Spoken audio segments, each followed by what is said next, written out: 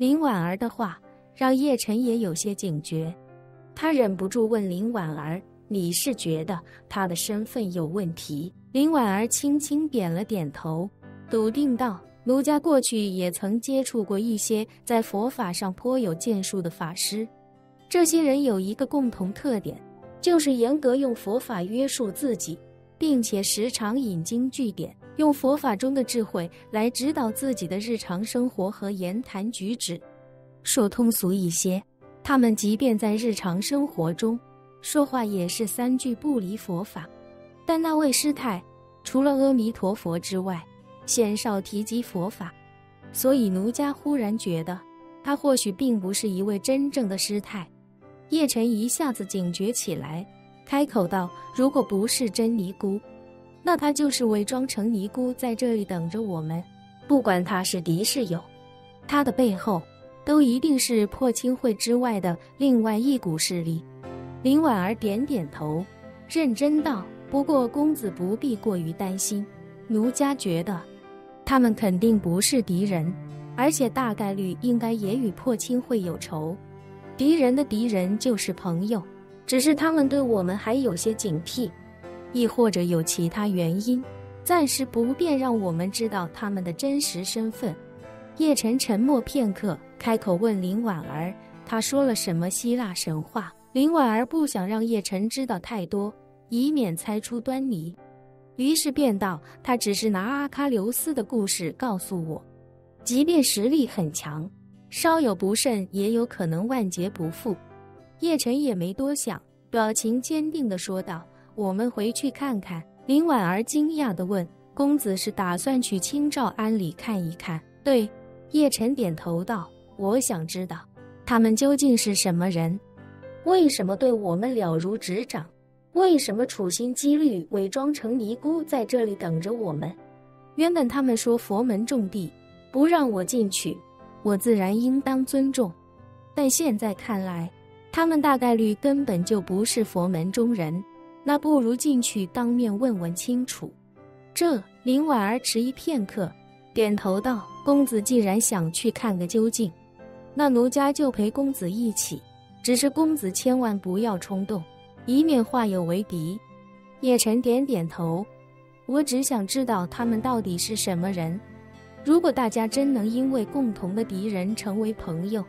起码也得相互坦诚一些，遮遮掩掩未免太上不得台面。”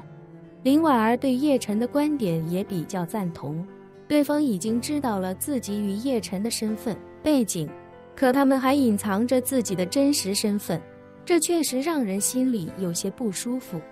于是两人便再次转身下山，直奔清照庵而去。过了那个 I 字形路口，叶晨与林婉儿一路向上，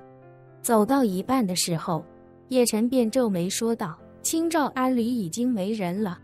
啊！”林婉儿惊讶地问：“公子用灵气查看了？”“对。”叶晨点了点头，道：“一个人都没了，估计已经走了。”林婉儿皱眉道：“方才离开的时候是屡次回头眺望，不曾见到有人下山。”叶晨释放更多灵气查探一番之后，开口道：“山后还有一条小路。”林婉儿有些懊恼地说道：“都怪奴家，奴家要是早些想到这点就好了。”叶晨淡然一笑，宽慰道：“没事儿，既然人都走了，我们就上去看看吧，说不定也能留下些线索。”林婉儿忙问：“要不要让老孙帮忙查一下？这些人说不定会在附近乡镇留下监控信息。”叶晨耸了耸肩：“可以试一下，但是我感觉应该不会有什么收获。这些人跟吴飞燕不一样，吴飞燕生性多疑，这一次来10万大山也是自己一个人行动，这种情况下就很难面面俱到。但是他们一看就不一样，不但是团队行动，而且早就提前做好准备，这种情况下应该不会给我们留下什么线索。”“这倒也是。”林婉儿叹了口气道：“看来他们提早就猜到我们要来这里，所以提前在这清照庵里准备。”说着，林婉儿想起什么道：“我们可以从当地了解一下清照庵的情况，说不定能找到些线索。好，叶晨点点头，咱们先上去看过再说。两人来到清照庵正门外的时候，大门已经紧闭。不过叶晨上前轻轻一推，大门便随着咯吱一声的声响应声而开。叶晨迈步进去，看着大门背后粗壮的木质门栓，皱眉道：“看来他们是知道我们要来，还特地给我们留了门。”林婉儿表情有些骇然，喃喃道：“这是把我们的每一步都算进来了。”是啊，叶晨自嘲一笑，开口道：“以为隐藏得很深，结果人家什么都知道，关键是什么都能算到，真是想不明白。”林婉儿也有些颓然地说道：“奴家300多年也不曾有过半点修为，一直比较自负的便是自己的脑子，如今看来也是比不过他们。”叶晨笑道：“这个正常，双拳还难敌4手，更何况他们背后可能是一个庞大的组织，这么多人群策群力，算咱们2个还能算不明白吗？”林婉儿轻叹一声，开口道：“吴飞燕300年都不曾找到奴家，所以这些人或许硬实力比不过破清会，但他们背后的人一定比吴飞燕、比我都要聪明。”叶晨宽慰道：“好在他们是敌人的可能性不大，以后要是能成为朋友，对我们应该也有很大的帮助。”林婉儿微微点了点头，但看得出她多多少少还是有些受打击。叶晨便岔开话题，对他说道：“咱们进去看看。”好。林婉儿应了一声，跟着叶晨一起迈步走了进去。清照庵本就不大，一共就一前一后2个院子，前院的2侧是偏殿，中间是正殿，正殿后面还有一个小小的院子，这里3间瓦房。叶晨和林婉儿先看了2侧偏殿，偏殿之中除了供奉的几尊佛像之外，并没有什么特殊之处。倒是正殿长明灯还依旧燃着，香炉里3支檀香已经快要烧到了根部。叶晨看了看香炉，又推测了一下香灰的长度，开口道：“这3支檀香好像很长，约摸着烧了1小时以上了。”